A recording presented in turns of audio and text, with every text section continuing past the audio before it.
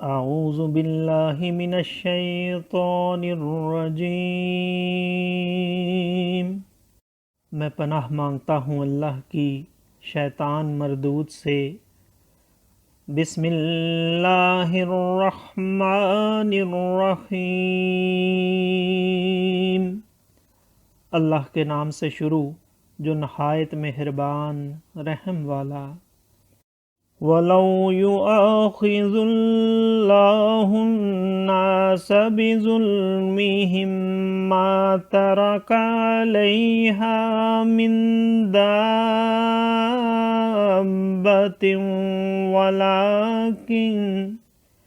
وَلَكِنْ يُؤَخِّرُهُمْ إِلَى أَجَلٍ مُّسَمًّى فَإِذَا جَاءَ أَجَلُهُمْ لَا يَسْتَأْخِرُونَ سَاعَةً وَلَا يَسْتَقْدِمُونَ وَيَجْعَلُونَ لِلَّهِ مَا يَكْرَهُونَ وَتَصِفُ أَلْسِنَتُهُمُ الْكَذِبَ أَنَّ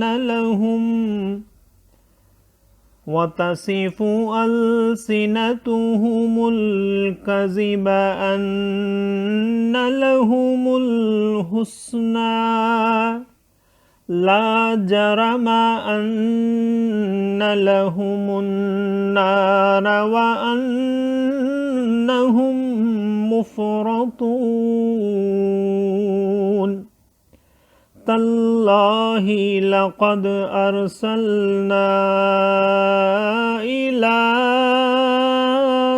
أمم من قبلك فزين لهم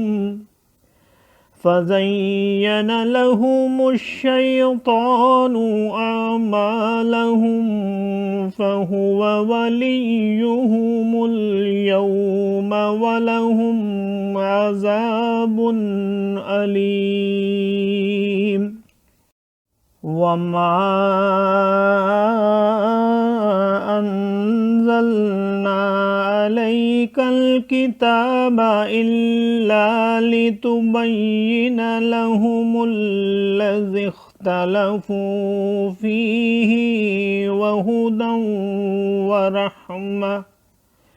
وهدى ورحمة لقوم يؤمنون والله أنزل من السماء ماء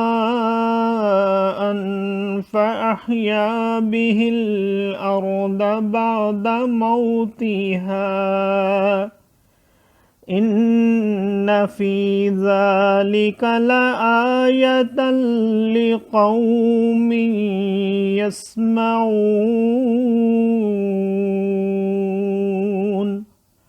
صدق اللہ العظیم۔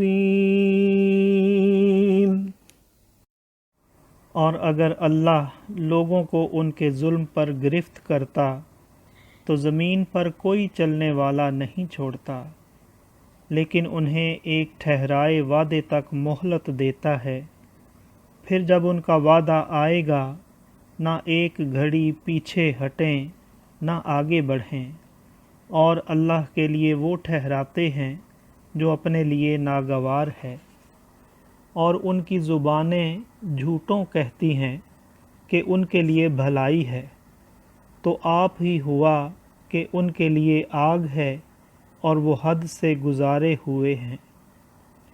خدا کی قسم، ہم نے تم سے پہلے کتنی امتوں کی طرف رسول بھیجے، تو شیطان نے ان کے کوتک یعنی برے اعمال ان کی آنکھوں میں بھلے کر دکھائے، تو آج وہی ان کا رفیق ہے اور ان کے لیے دردناک عذاب ہے۔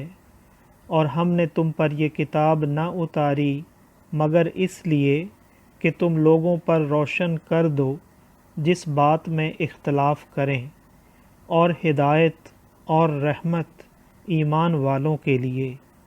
اور اللہ نے آسمان سے پانی اتارا تو اس سے زمین کو زندہ کر دیا اس کے مرے پیچھے، بے شک اس میں نشانی ہے ان کو جو کان رکھتے ہیں۔ صدق اللہ العظیم۔ معزز سامعین اور حاضرین، آج ہم نے سورہ نحل کی آیت نمبر 61 سے آیت نمبر 65 تک کی تلاوت کی اور ترجمہ پیش کیا۔ اللہ تعالیٰ قبول و منظور فرمائے۔ اللہ تعالیٰ ہمیں قرآن پاک کو پڑھنے، سننے، سمجھنے اور اس کے احکامات اور تعلیمات پر عمل کی توفیق عطا فرمائے۔ دوران تلاوت اور ترجمہ اگر کوئی غلطی رہ گئی ہو تو اللہ تعالیٰ ہمیں معاف فرمائے۔ آمین۔ جزاک اللہ۔